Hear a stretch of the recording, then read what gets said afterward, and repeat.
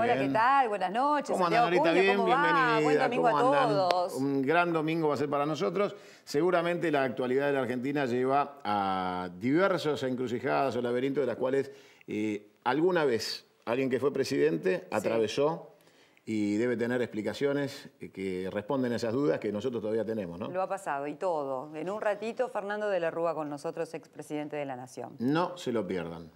Fue la semana donde se siguió hablando de fraude. Sí. Donde la crisis en Europa por toda esta situación catastrófica de carácter humanitario, con lo que son los inmigrantes ilegales y la llegada hacia la Europa continental desde el África, de miles y miles de personas que buscan un mejor destino, deberían conmovernos al menos a todos, ¿no? La verdad que una foto que nos conmovió, una polémica muy grande con respecto a la foto, claro. si había que publicarlo o no, sobre todo diarios como Clarín o El Mundo, pero realmente me parece que una foto importante para entender la magnitud de lo que está pasando el mundo entero. Sí, es digamos, una tragedia humanitaria que debería llamarnos la atención y hacernos pensar por qué un país como la Argentina, que apenas tiene 45 millones de habitantes, con un territorio que suma toda Europa Occidental y Bielorrusia, no es capaz de generar economías receptivas para que esa inmigración y mucha otra que recibimos nosotros de América Latina tenga un mejor destino y haga crecer la economía argentina en vez de perjudicarla, ¿no? Exactamente. Bueno, Escocia dio ahí una señal de bienvenida para toda esta gente. Hay cupos, pero los líderes realmente del mundo entero deberían sentarse y darle solución a este problema. Bueno, me voy a meter con Fernando de la Rúa. Muy bien, pero por supuesto. Volvió al final. Volvió. Bienvenido. Bueno, ahí vamos. Doctor de la Rúa, ¿cómo le va? Buenas noches. ¿Qué tal? Buenas placer, noches. ¿Cómo estás? Bienvenido. Gracias por estar nuevamente. Doctor, la primera pregunta es esta. ¿Lo conmueve la situación internacional a partir de esta situación trágica humanitaria que se produce en Europa, de la inmigración ilegal? Usted tuvo trato como presidente con los países europeos. Esta situación de no querer aportar a un bienestar universal, ¿nos lleva al borde de una crisis humanitaria o de una crisis política más grave? ¿En algún momento se hará cargo Europa de esta situación? Estoy tremendamente conmovido, como estamos todos. La fotografía del niño ha sido un llamado de atención para muchos ganados por la ideología o la indiferencia.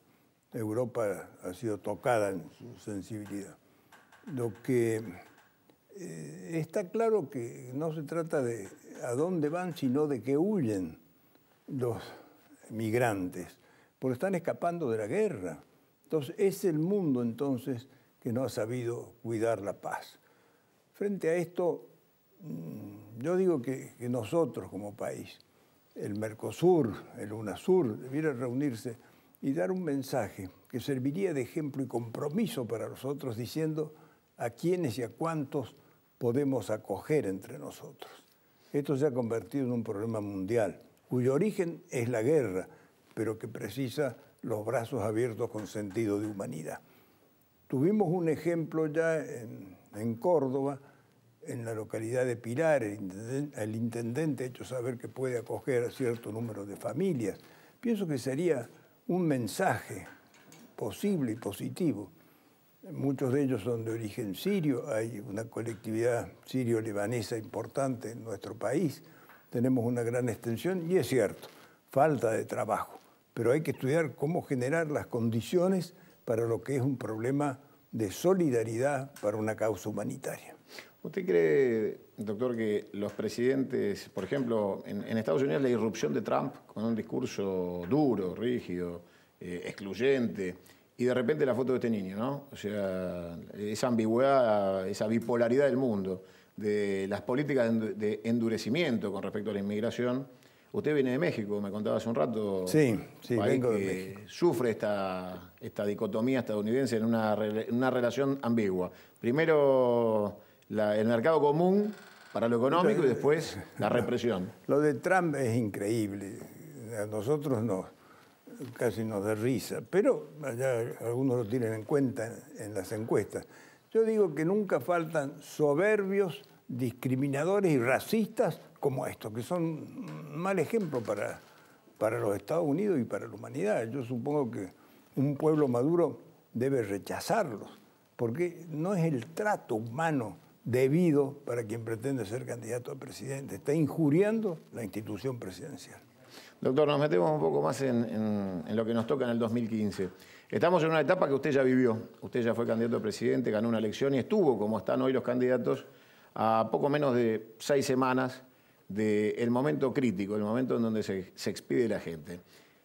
¿Qué siente un candidato a presidente en este desafío, en esta competencia, que pareciera plantearse mucho más liviana que la que le tocó a usted en su momento, donde se discutían cosas mucho más profundas, pareciera, que las que hoy nos plantean los 3 candidatos principales con posibilidades presidenciales?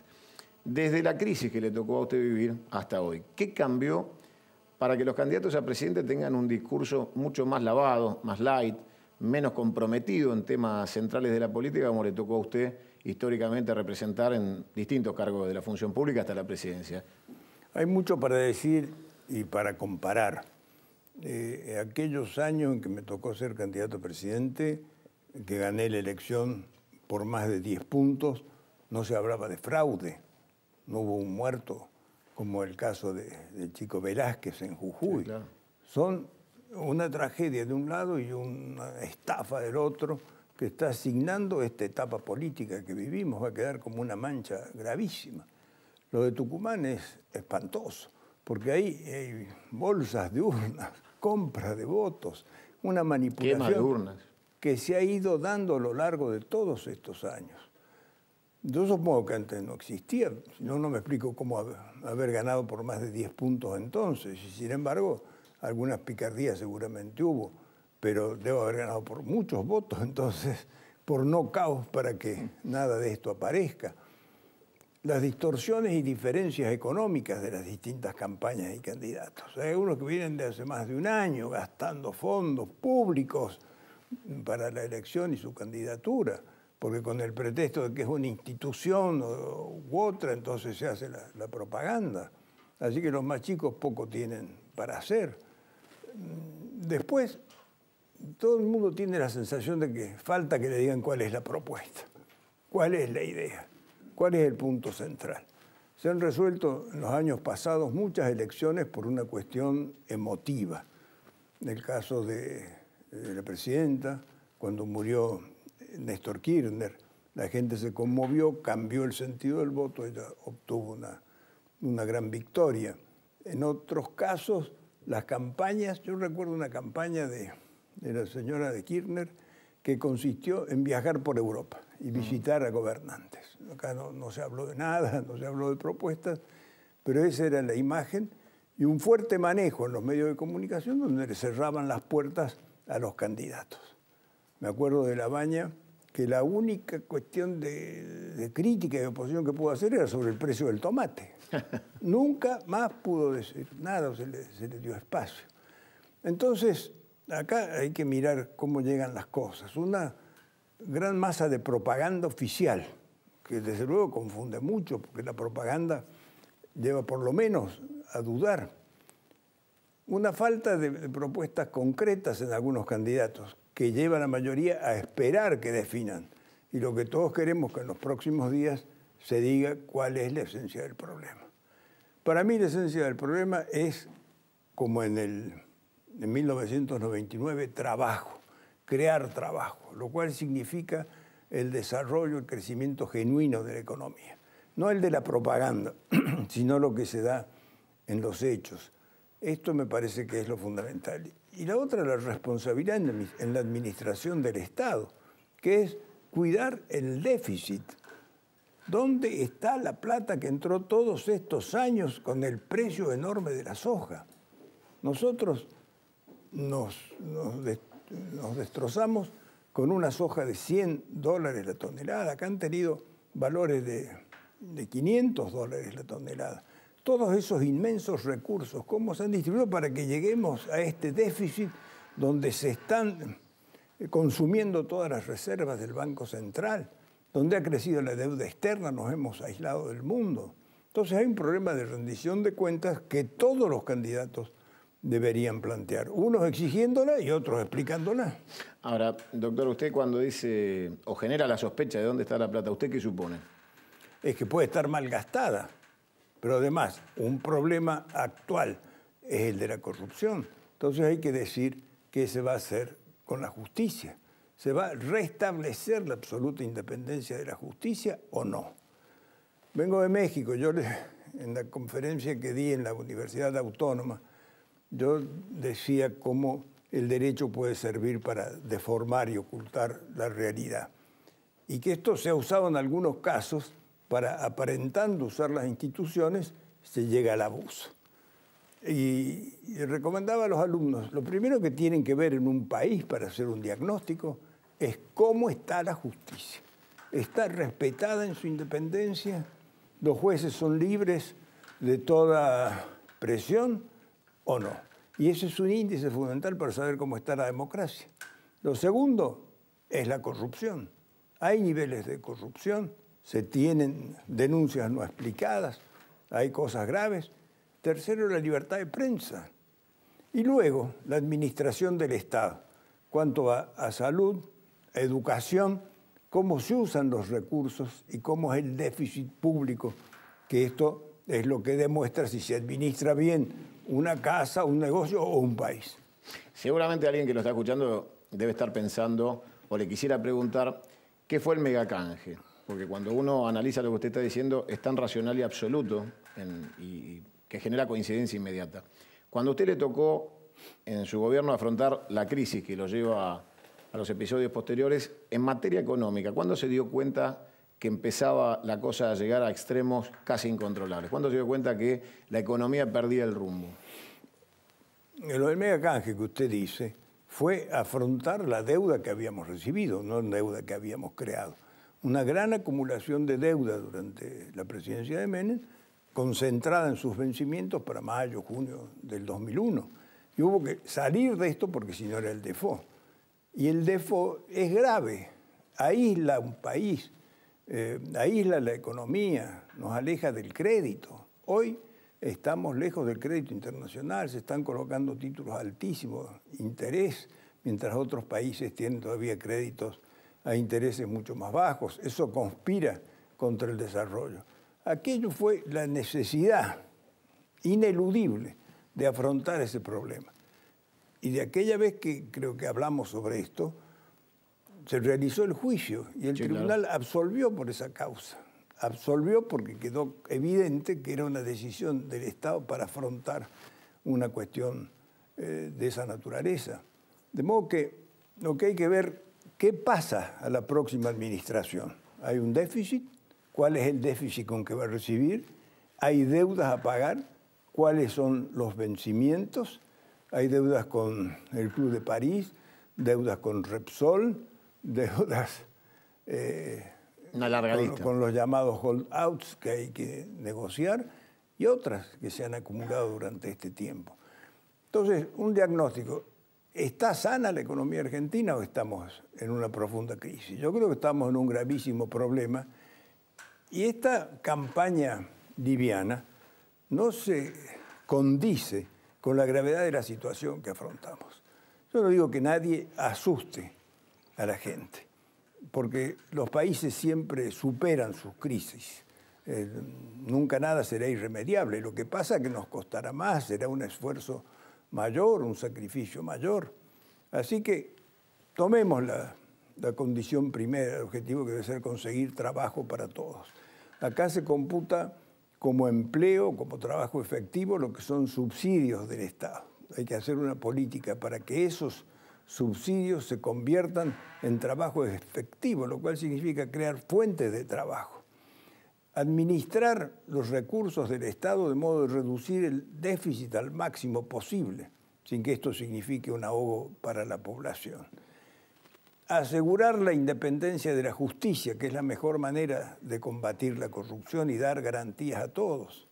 Y terminar con la política del enfrentamiento, del amigo-enemigo que nos divide y que frena el crecimiento del país y su futuro. ¿Tuvo alguna charla con Néstor Kirchner o con Cristina Kirchner en la última década donde pudiera hablar de estos temas?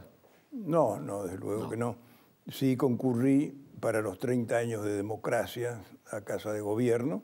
Me pareció que desde el punto de vista institucional es importante subrayarlo. 30 años de democracia es muy importante y tenemos que defender y fortalecer la democracia. pero bien entendido que la democracia no va sola, según la Constitución. Es la democracia republicana. La democracia es la igualdad. Cada ciudadano un voto. Somos todos iguales. Y la república es la libertad, son las garantías, es la independencia de los poderes. El criterio de que porque tuvo más votos es dueño de todo, no es así. Porque tuvo más votos accede al gobierno, pero debe desenvolverse en el marco de la república, que significa la independencia de los poderes, el respeto a la libertad, el respeto a la oposición, la capacidad de diálogo. Si no, estaríamos perdidos y la Constitución no tendría sentido.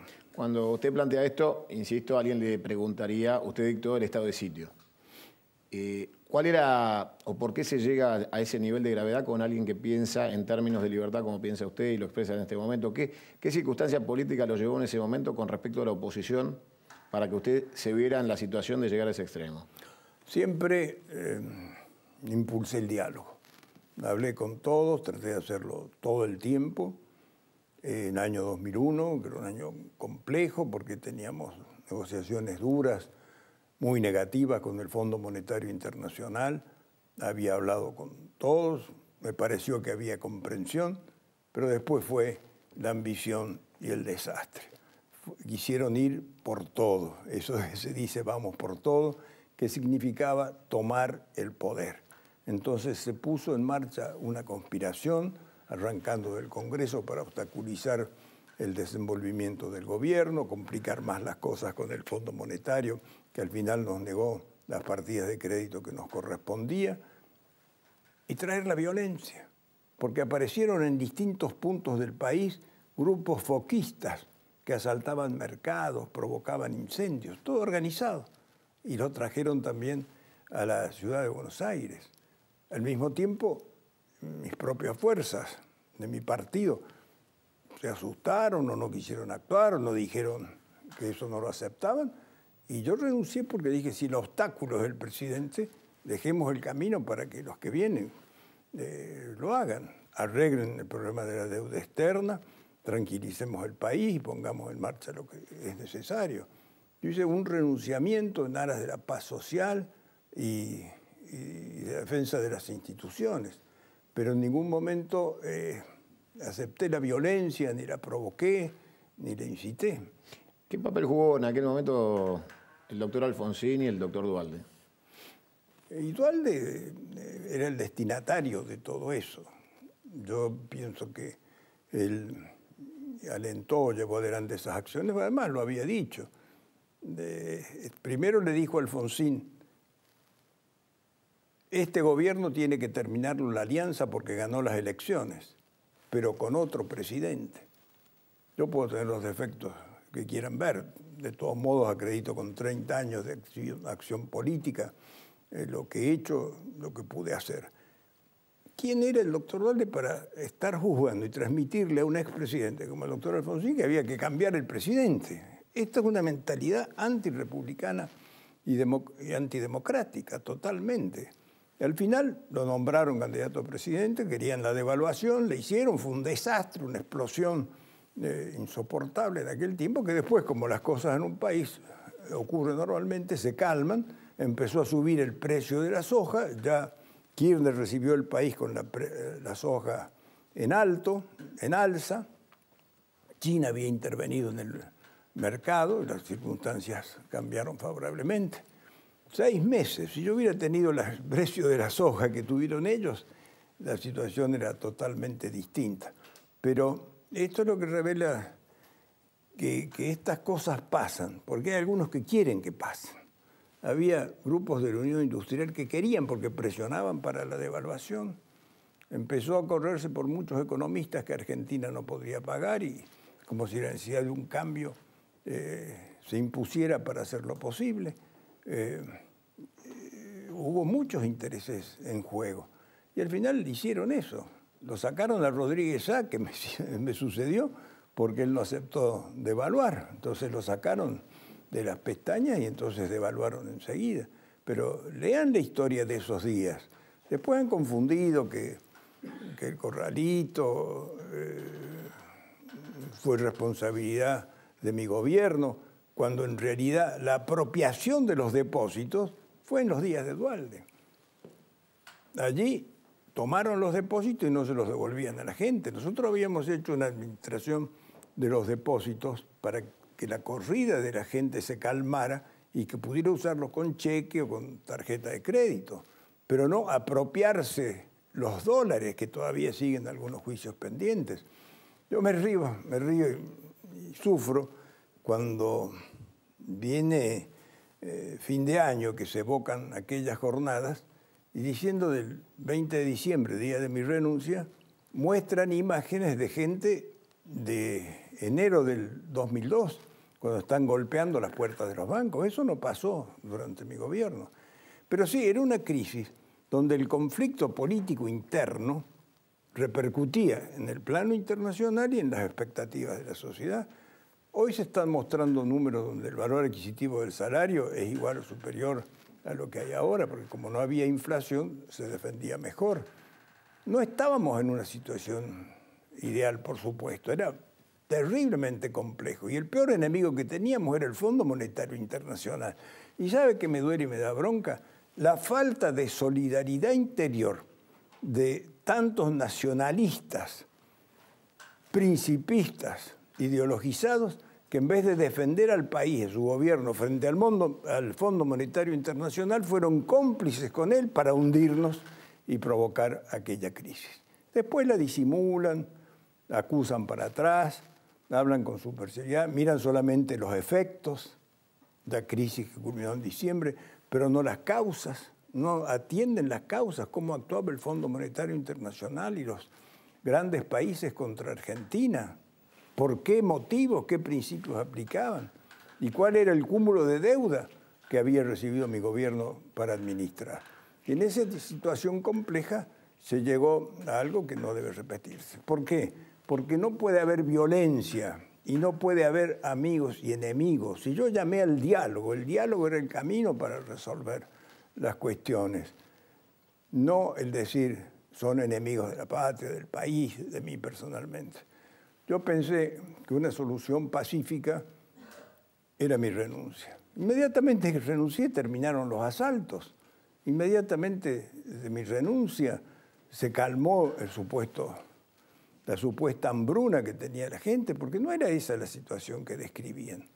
Ahí fue la ambición de recuperar el poder que yo les había ganado en la elección. Y eso es el principio antidemocrático que ha tenido consecuencias funestas después. Y el propio Kirchner y la propia Cristina Kirchner se han referido a eso cuando hablaban de las acciones destituyentes. Y alguna vez dijeron, para que no me hagan lo mismo que le hicieron a De la Rúa. ¿Cavallo fue un acierto o un error? Fue una necesidad,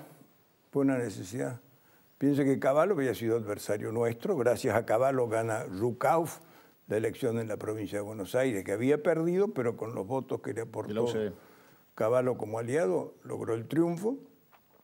En ese momento renuncia Machinea, viene López Murphy, rechazado porque era necesario reducir el gasto. Fíjense que hablábamos de reducir el gasto. Hoy, ¿cómo se hace con el gasto? Se toman las reservas del Banco Central, se dejan las reservas a cero y se sigue gastando alegremente. Eso es falta de criterio de administración.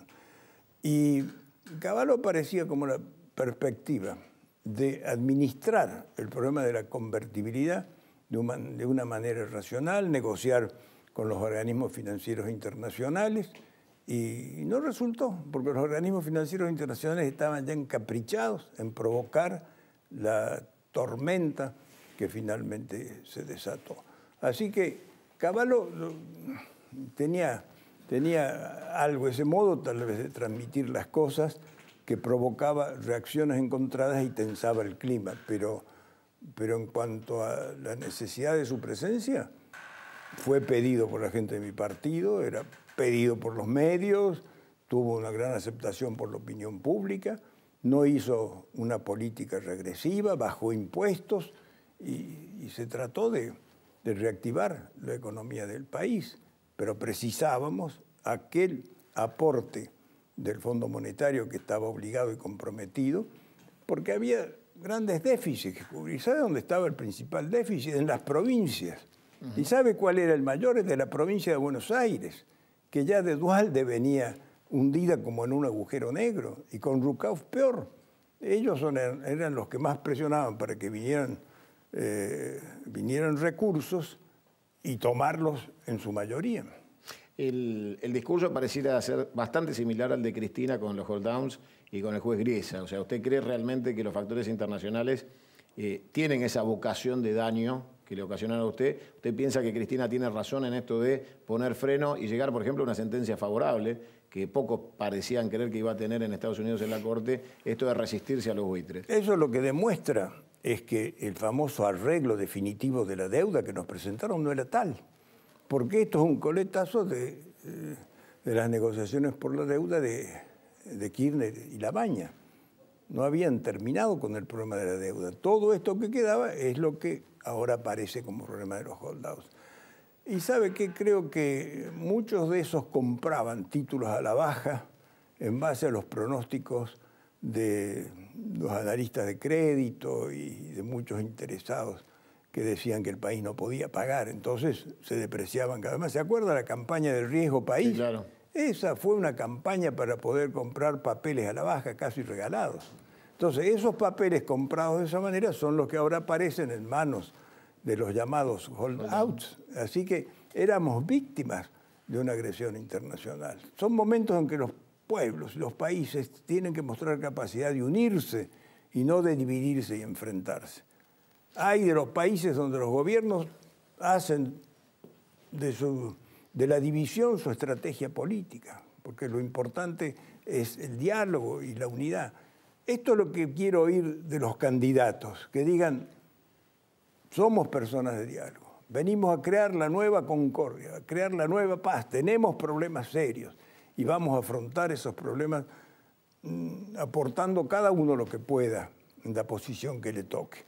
Y está faltando eso, acá hay mucho choque, mucha enemistad y falta de propuestas concretas. Yo no veo algo que tranquilice a la gente respecto al trabajo, la justicia, la seguridad, que es un problema fundamental, y la reducción del déficit y la mejora de los temas fundamentales, que son la educación y la salud. Y terminar con la corrupción, porque el fraude en Tucumán es corrupción, porque el asesinato de un militante en Jujuy es prueba de corrupción, del uso de recursos que les da el Estado para esos fines. Así que yo pienso que acá hay que asumir que precisamos un cambio moral, el cambio republicano que le dé al país marchar por un camino seguro. En la lucha con los medios, usted fue víctima de operaciones mediáticas fuertes. La ley de medios y esta idea de que Clarín miente y es el demonio, según el gobierno, y lo ha elegido como enemigo por encima de la política. ¿Cómo vivió usted Clarín, el Grupo Clarín, en su mandato? ¿Y cómo cree que usted que se debería aplicar la ley de medios? ¿Coincide, no coincide? Mire, en mi mandato yo he respetado absolutamente la libertad de prensa.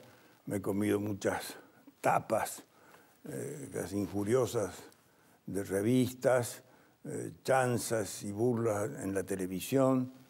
Jamás intenté coartar ninguna manifestación. Siempre he creído en la responsabilidad del periodista. Si no tienen responsabilidad, después las consecuencias las sufrimos todos. Y las sufre un país en su deterioro, en la falta de respeto. Porque cuando se le falta el respeto al presidente, empezamos a faltarnos el respeto entre todos. A eso llevó el programa de Tinelli con sus imitaciones. Y quería destruir. Y yo no sé cuál era su negocio, la destrucción de la figura presidencial. No he ahondado en analizarlo. Pero sí, después de mi caída he sufrido muchas persecuciones.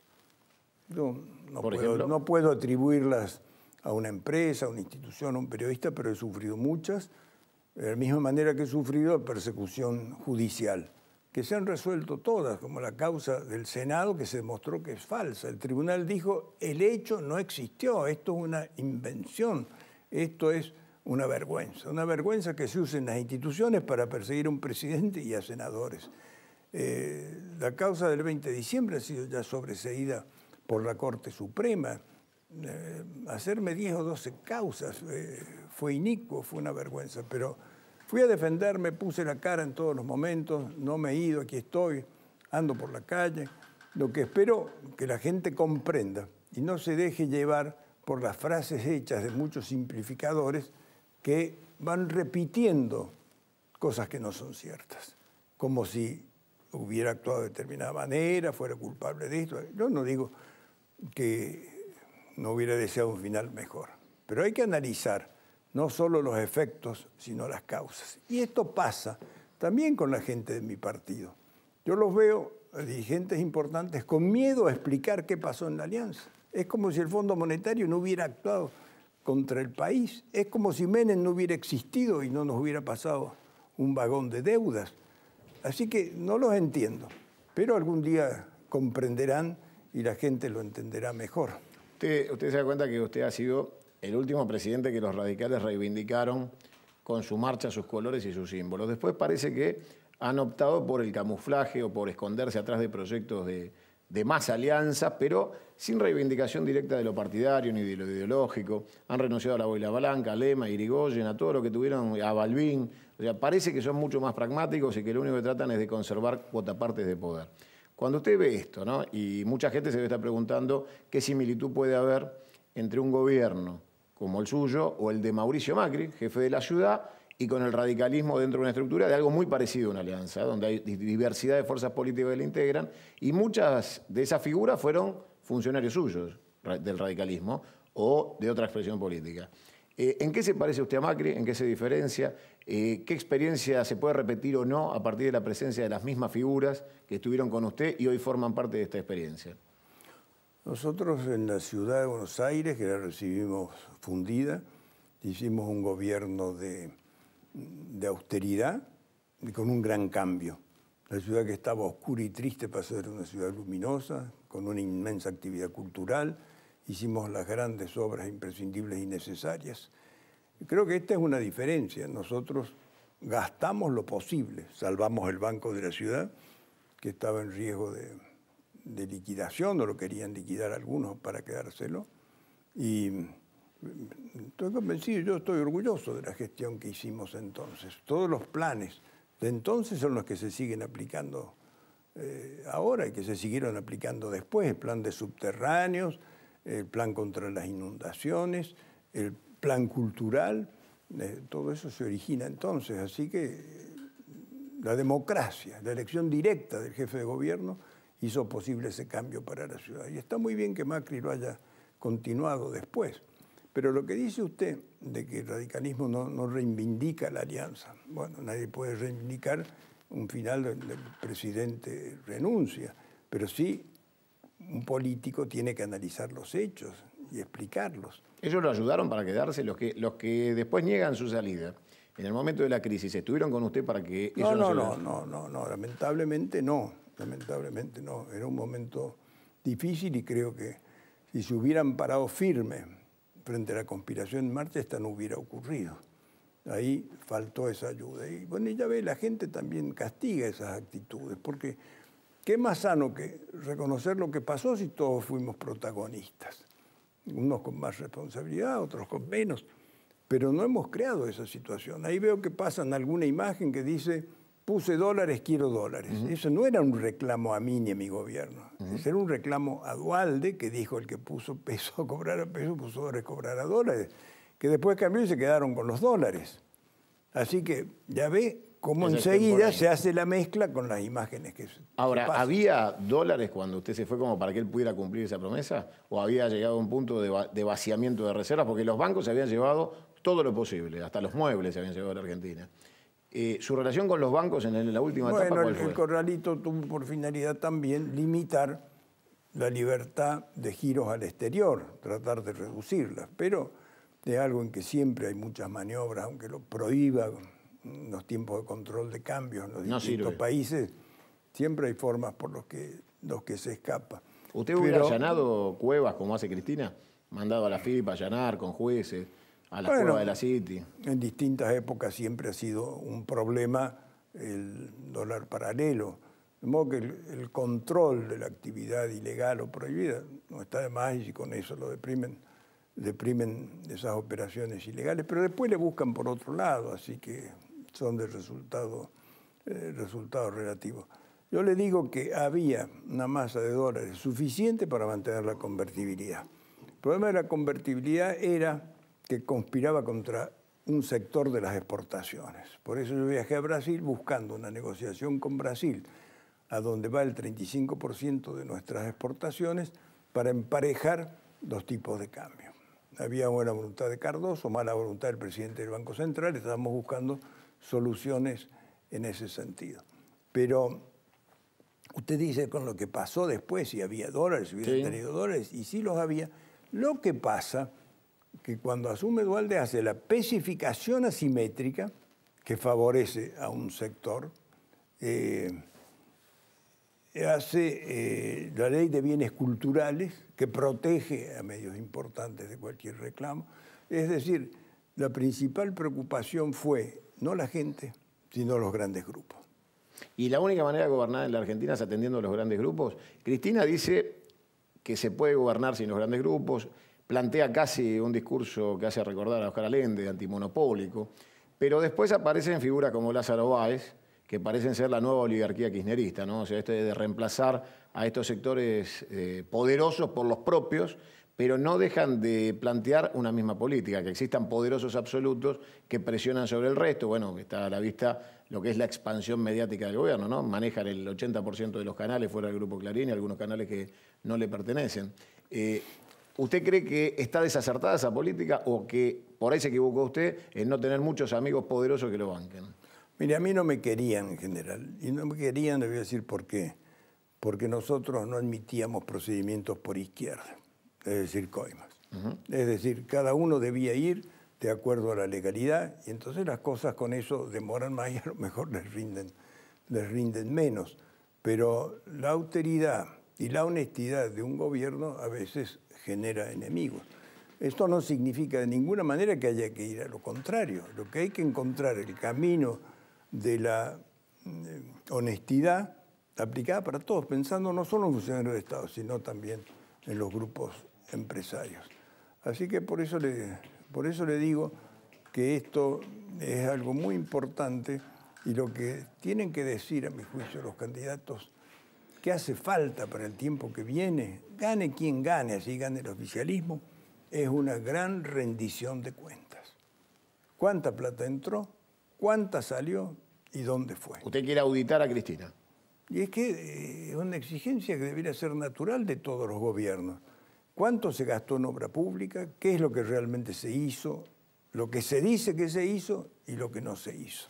Es decir, saber el país cómo fue gestionado.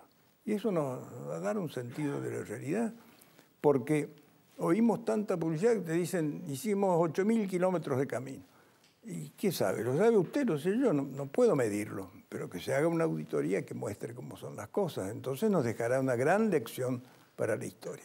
Mauricio Macri acertó con esto de decir, quiero un vicepresidente propio, ¿habrá aprendido del susto de Chacho Álvarez? O sea, ¿está bien esto de no abrir a otras fuerzas políticas la integración de fórmula?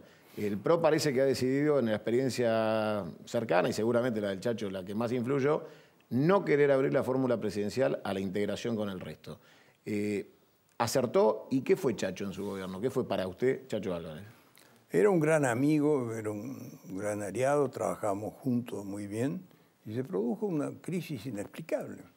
Inexplicable porque él le reprochaba a quien era su mano derecha, a Flammarique, quería su renuncia, se molestó por la tapa de una revista, se enojó por algo. Yo creo que el temperamento lo traicionó, no cuestiones de fondo. Dijo después en un libro que él no estaba de acuerdo con la política económica. Yo había puesto a Machinea, quien propuesto por Álvarez era el economista de la alianza, de modo que no había salido de los términos en que se constituyó la propia alianza. De modo que es raro, los vicepresidentes tienen que ser sencillos en acompañar a los gobiernos. Y yo lo que puedo reprocharme es que a lo mejor en un punto no hablamos más, porque en nuestro caso éramos aliados. Y yo apreciaba y había necesidad de cambiar ideas o impresiones, tomar decisiones conjuntas. Lo que pasa es que el ritmo del gobierno impone otras urgencias. Acá, si Scioli es presidente, Scioli se ha sometido a todo lo que le decían desde el poder. ¿Sometido? Sí, porque por ahí lo maltrataban, ¿no? Entonces va a ser independiente, va a obrar con independencia ese poder de la lapicera que dicen algunos.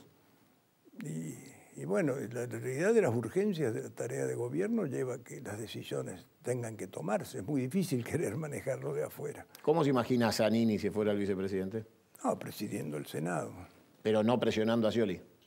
Qué sé yo lo que va a hacer. Yo lo que espero que haya un presidente que decida y un Congreso que entienda y acompañe. Porque esa es la otra cuestión. A ver, si las cuestiones políticas se van a decidir en el Congreso por intereses particulares, con choques, con negociaciones indebidas para sacar una ley, para desbaratar algo mal hecho durante este tiempo, entonces se van a crear problemas para el país. Acá va a ser una pieza fundamental el Congreso de la Nación. Y fíjese lo que digo, siempre el Congreso es fundamental. Lo que pasa es que el Congreso estos años ha estado muy subordinado al Poder Ejecutivo y casi no ha existido, más que como... La escribanía. Sí, o como reflejo de las órdenes del poder. Acá viene una situación distinta. Nadie va a tener esas mayorías. Se va a convertir en un ámbito de negociación mucho más importante. Así que espero yo que del Congreso surjan grandes soluciones. Si yo le digo Aníbal Fernández, ¿qué sensación tiene frente a esa figura que puede ser gobernador de la provincia de Buenos Aires? Y creo que tiene muy mala imagen en la provincia. Yo no me meto en estas acusaciones, no las conozco, pero sí es el vocero del agravio. El vocero del agravio. Siempre buscando frases para joder al otro. La idea de gobernar sin el peronismo, cosa que a usted le tocó, tenía alguna pata peronista con el Chacho, el Grupo de los Ocho, había algún peronista en la alianza, pero este desafío que plantea la oposición, particularmente el PRO, porque Sergio Massa se reivindica peronista. Esto es decir, vamos a ganarle al peronismo y confrontar tanto con el peronismo como hace Macri permanentemente, lo acusan de gorila particularmente. Entonces, ¿se puede gobernar sin el peronismo? ¿Hay espacio en la Argentina? Macri no lo veo confrontar tanto con el peronismo. En eso tiene los pies en la tierra. Y él reivindica ideas del peronismo, da un mensaje para todos, convoca al radicalismo. En esto quiere tener una posición amplia. Acá no hay que confrontar con el gobierno que confrontar con el peronismo. ¿Son dos cosas distintas? Y usted ve Massa cuestiona al gobierno y es peronista. Y hay muchos integrantes del grupo de Cambiemos, donde está Macri, que son de origen peronista. Así que bueno, hay esta gran base de peronismo en el país, porque el peronismo ha tomado para sí la idea de la justicia social, de llegar a los más necesitados, que a veces es utilizada para el engaño, a veces se tienen pobres para ganar las elecciones, lo cual es una... ¿Es lo que hace este gobierno? Una herejía. En muchos casos lo hacen, ¿no? Es decir, se mantienen sujetos con un subsidio, no se trabaja y eso crea una dependencia política. Cuando usted ve que este gobierno a lo largo de esta década ha tratado de construir un relato firme, sólido, de su propia visión del mundo o de lo que le quieren heredar a las nuevas generaciones y aparecen 70 monumentos, 5 rutas, 2 centrales nucleares que se llaman todas Néstor Kirchner.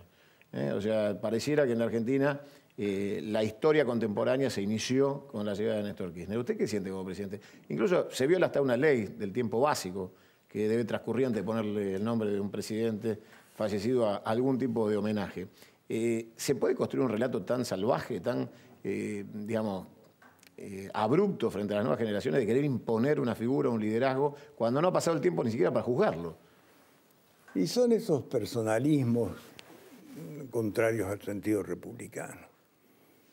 Por respeto al propio expresidente no debió abusarse de su nombre, para ponerlo en todas partes. No le voy a preguntar a quién votó, pero sí si votó contento, convencido a quien haya votado. O sea, ¿hay alguien que lo identifica a usted hoy como figura presidencial? Yo voto con mucha esperanza, porque las elecciones son siempre la gran esperanza. Pero no me dijo que votó con convicción, me dice esperanza. ¿Hay alguien que lo convenza? Si pongo toda la esperanza, pongo mi convicción. La pone. Pero pongo la esperanza también en que se logre el cambio al que yo aspiro. No sé si mi voto será suficiente o no, el del sector que yo apoyo. Ojalá que venga una etapa de cambio, que la gente encuentre las respuestas que esperan y que se inaugure una época de paz, de diálogo, de madurez en la vida del país. ¿Qué opina de Scioli?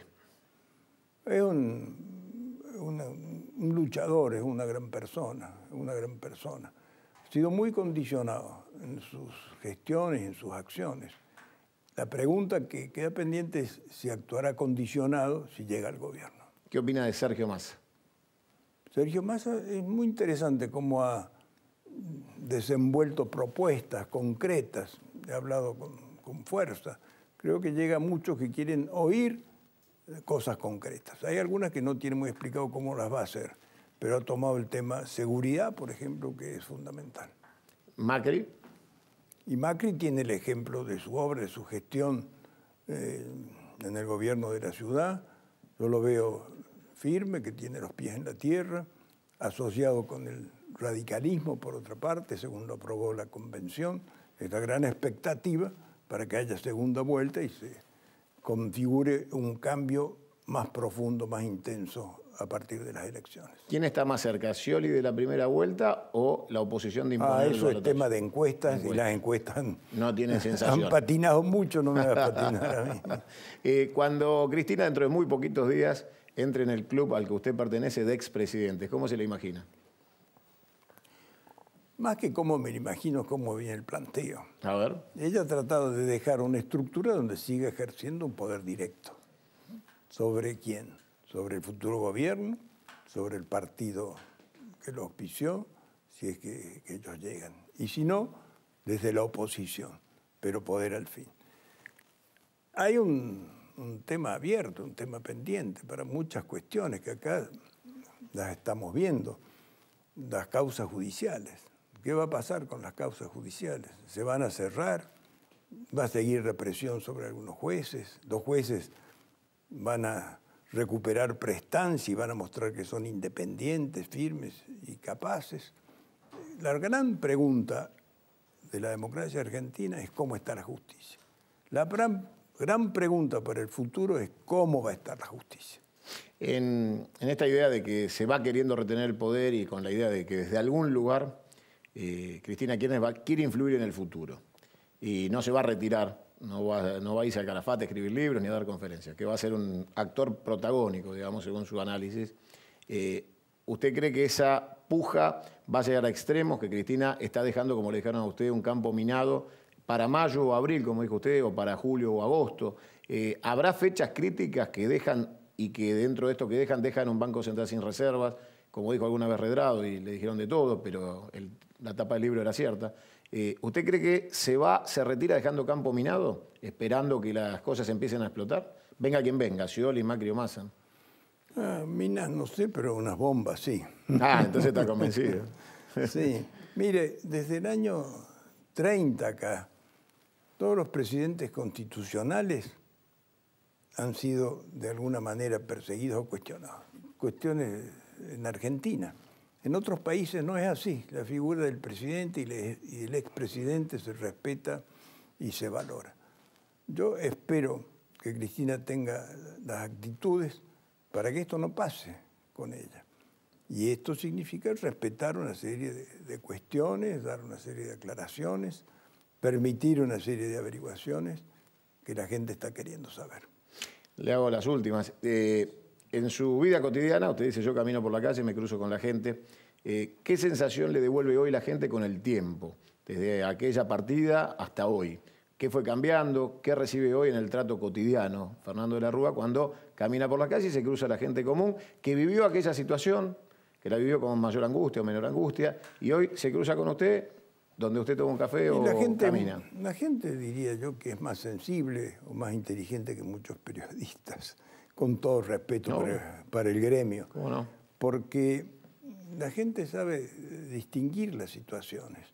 Ve que el mío fue un gobierno honesto, ve que fui perseguido, ve que yo no tenía el precio de la soja que tuvieron después, percibe que lo del Fondo Monetario fue una maniobra tremenda contra el país y que el Fondo Monetario, que nos negó cuotas de 1.200 millones, después le dio 300.000 millones a Grecia y atendió a Portugal y a Islandia. Nunca más hizo lo que en Argentina. Fue un antes y un después del Fondo Monetario Internacional.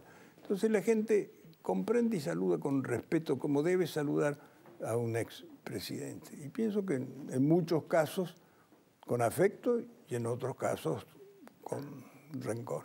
Pero diría que son los menos. Déjeme meter en los últimos momentos de su gobierno.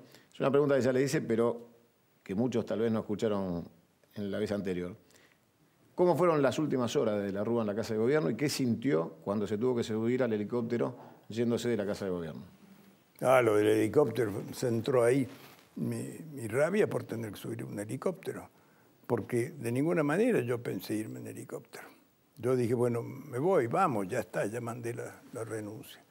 Y para mí era bajar al auto y tomar el helicóptero en el helipuerto habitual. Cuando el jefe de la Casa Militar me dice, no, pero está acá, lo he traído acá. Pero no, ¿eso por qué? Yo no quiero esto. Bueno, pero vamos, que ya está, que no se puede.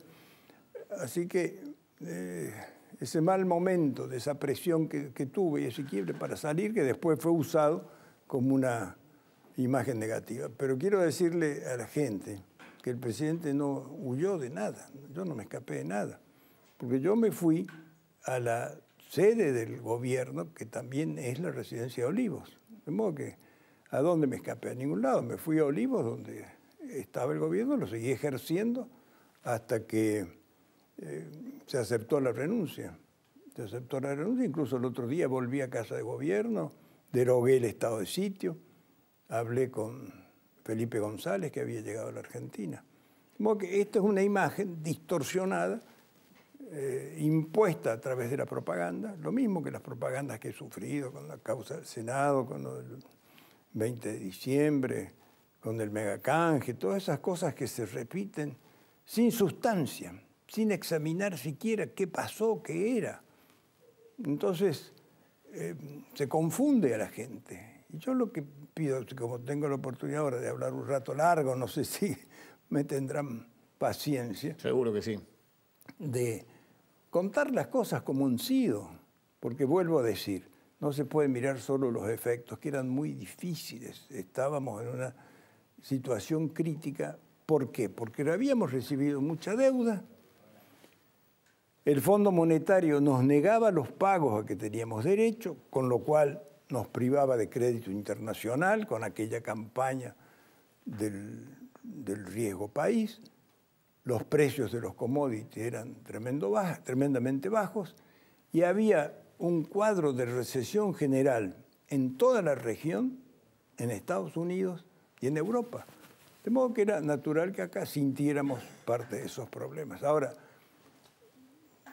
se tiende a cerrar todo y a decir que era por culpa nuestra. Si la recesión había empezado con Menem, si en recesión estaba Brasil, que era el principal destino de nuestras exportaciones. ¿Quiere que diga una cosa? Brasil estaba peor que nosotros. ¿Y sabe qué pasó? Que Estados Unidos y el Fondo Monetario hicieron un arreglo con Brasil de soportarlo. Porque el miedo de patear a la zanja a la Argentina era que estallara Brasil. Entonces hemos sido víctimas de una manipulación internacional del señor Keller, alemán, que supongo que no estaba contento porque yo anulé el contrato de la Siemens para los documentos, y la señora Anne Kruger, que era una ideóloga fundamentalista de los Estados Unidos, puesta por Bush, que cambió la orientación del fondo que había tenido en la época de Clinton. Frente a eso, nosotros que tenemos espíritu nacionalista y hemos cuestionado estos organismos internacionales, no somos capaces de unirnos. Los que veían esto, en vez de darme un golpe civil, no podían sumarse y decir, nos vamos a defender como país. ¿Fue un golpe civil? Totalmente, un golpe civil, un golpe institucional, un golpe con violencia en las calles, pero sin Fuerzas Armadas. Cuando me dijeron de las Fuerzas Armadas que ellos querían respaldar el gobierno, yo dije, de ninguna manera voy a admitir que intervengan en lo que es una cuestión interna. Le hago la última. ¿Qué opinión le quedó a usted de Néstor Kirchner? Néstor Kirchner le gustaba mucho lo del amigo-enemigo. Buscaba para todas las semanas un tema con el cual conmover a la opinión pública para afirmar su autoridad presidencial. tenía un sentido razonable de la economía, porque dice que llevaba en un cuadernito los ingresos y los egresos e invocaba como muy importante el superávit primario. Es decir, lo que ingresaba era mayor antes que los gastos. Todo eso se ha perdido y degenerado después. Lamentablemente se peleó con muchos. Yo pienso que él estuvo en condiciones de hacer una unidad nacional mayor. Quizá lo intentó, por eso lo llevó a Julio Cobos, que era radical, como candidato a vicepresidente de Cristina. ¿Se acuerda de claro. cómo llamaban? La transversalidad. La transversalidad. Tal vez eso era un intento, pero no se logra si no se potencia el diálogo, que es fundamental en la convivencia democrática. Pero yo hablo con respeto. Yo di un comunicado, una declaración cuando él falleció, diciendo que a un expresidente muerto hay que saludarlo con respeto.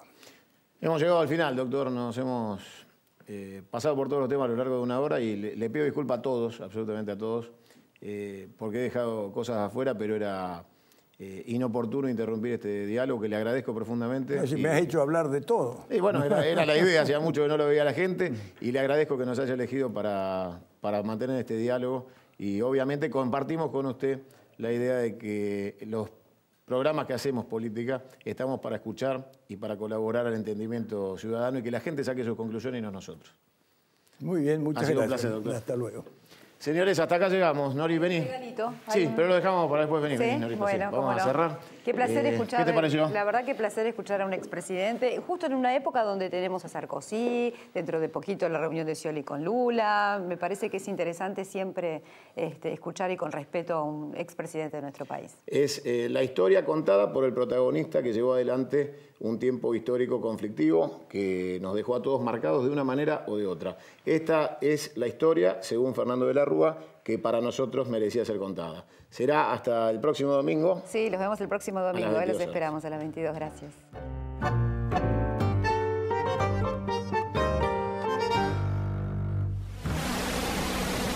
Sí a 1.300 cámaras de seguridad.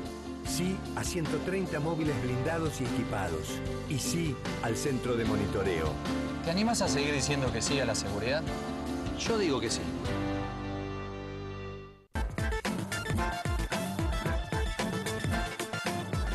Tenemos una legislatura más participativa, más comprometida con la ciudad. Conocemos muy bien lo que necesitas. Esto es parte de lo que hicimos y queremos compartirlo con vos. Sí, con vos, porque vos sos la ciudad y la ciudad es parte de vos. En la legislatura trabajamos para que la ciudad, tu ciudad, sea la que soñás y la que soñamos todos. Vení, te invito a que la conozcas.